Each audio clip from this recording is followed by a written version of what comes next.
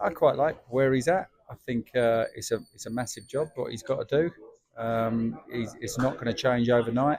For me, they need to make some big signings. If they don't make the big signings, people don't follow what the big players do.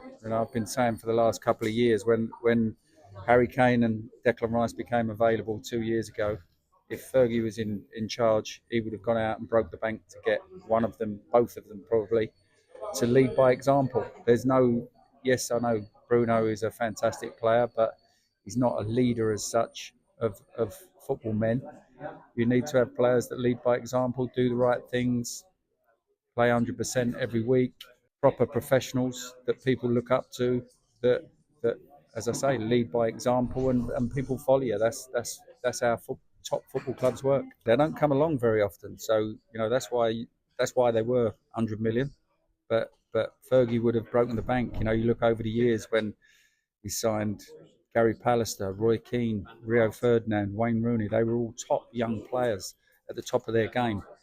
And he knew that if he got them in his football club, they lead by example, and people follow them, and they want to be like them, and they want to play as well as them, and they don't want to let people down, and those players drag other players along, and you need them in top football club. Last time they did it with Anthony, it was a disaster.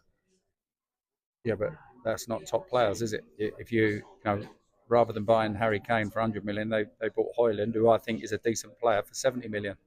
You go out and get the finished article, and the whole face of the club changes, and then you go out and buy a midfield player, not an aging one that's coming from Real Madrid to see the end of his career as such. You go out and buy one that's a young, proven England international that wants to improve as well, and he'll drag other players along and lead by example. And if you haven't got those players in the team, then you're going to struggle.